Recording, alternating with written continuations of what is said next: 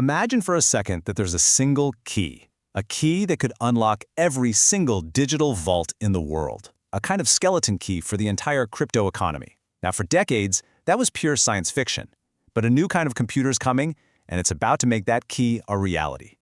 So, let me ask you this. What if every Bitcoin wallet, every Ethereum smart contract, literally every digital asset could be compromised, all at the same time? This isn't just some wild thought experiment anymore. It's the central question facing the entire blockchain world right now. And the thing is, the countdown to what some people are calling Q-Day, well, it's already started. This is the story of a massive technological arms race to rewire the very foundations of crypto before it is just too late. All right, let's get into it.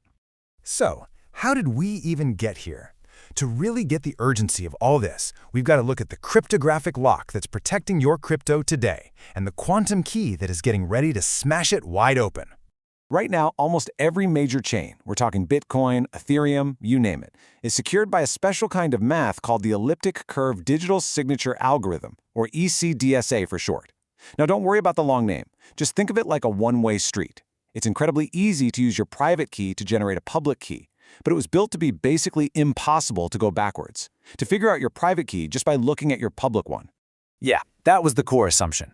But way back in 1994, a mathematician named Shor published an algorithm that, well, it's basically a map for how to drive the wrong way down that one-way street. Now, for a regular computer, it's totally useless. But for a quantum computer that's powerful enough, Shor's algorithm could crack this math wide open in just a matter of hours, maybe even minutes. And just look at this timeline. You can see how fast things have escalated. For decades, this was a problem for the future, a distant theoretical threat.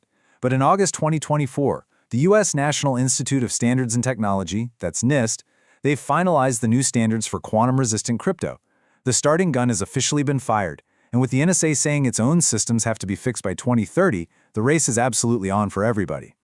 So, okay, the old locks are basically broken. But the good news is, the best cryptographers in the world have been working like crazy. So let's take a look at the new toolbox they've built for this quantum era. The answer is a whole new field called post-quantum cryptography, or PQC. These are brand new algorithms built on completely different math problems. A lot of them are based on something called lattice-based cryptography. Just try to picture this huge multidimensional grid of points. Finding a specific point is easy if you have the secret map, but it's pretty much impossible if you don't. That's the new one-way street that even a quantum computer can't go down. And this really cuts to the heart of the challenge here. Our current standard, ECDSA, is just incredibly efficient. It has a tiny 64-byte signature, it's fast, it's cheap.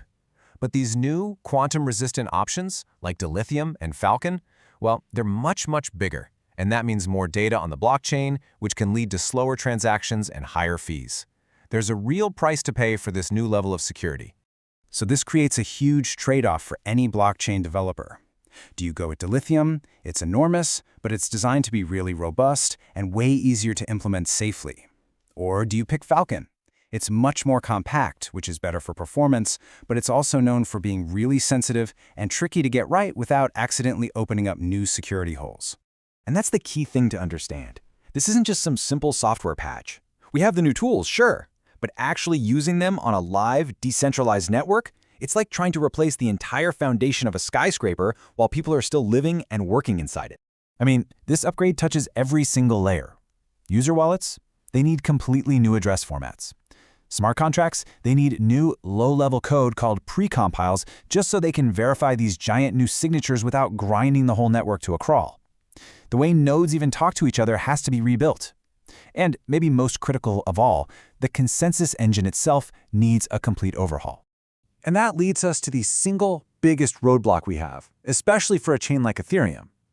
Proof of stake works because it can bundle thousands of validator signatures into one tiny compact unit. It's super efficient. But right now, there is no proven, production-ready way to do that with these post-quantum algorithms. It is a genuine, unsolved research problem that cryptographers are scrambling to figure out. But hey, this isn't just theory and problems. The race is on, and there are real teams out there on the front lines actually building this quantum-resistant future. Let's take a look at who's leading the pack. The ecosystem is definitely not just sitting around. The quantum-resistant ledger, QRL, has actually been live since 2018. They're proving this stuff can be done. Algorand is making a big bet on Falcon and its performance advantages. Then, you've got the giants. Ethereum, with its huge research community, is taking its time, methodically exploring solutions, aiming for an upgrade sometime after 2026. And Bitcoin, which is famously conservative, is debating different proposals for a soft fork, basically an opt-in upgrade to preserve backward compatibility. So the work is happening, but everyone's taking a different path. You could argue this is crypto's next great migration, right up there with the move to proof of stake. But beyond all the complex math, there are these huge practical hurdles that people don't really talk about enough. I mean, just think about it. PQC keys are so big they might not even fit on the hardware wallet in your desk drawer. Every single dApp, every exchange, every block explorer will have to be rewritten. And then there's the UX problem. How do you explain this to millions of everyday users and get them to move their life savings? And what do you do about all the lost coins? We're talking billions of dollars in Bitcoin and Ether sitting in wallets where the keys have been lost forever. You can't migrate those funds, so they just become this giant permanent honeypot, just sitting there waiting for the first person with a quantum computer to come along. When it's all said and done, it really comes down to this. Post-quantum security isn't just some nice new feature. It's a structural requirement for survival. It's literally the difference between a blockchain that's still around in the 2030s and one that's nothing more than a historical artifact. The tools are here. The roadmap is becoming clearer every day. But now, it all comes down to execution. It's a race against time, and the future of the entire digital economy is on the line. And that leaves us with one last massive question. When the quantum era finally arrives, which chains will actually be left standing?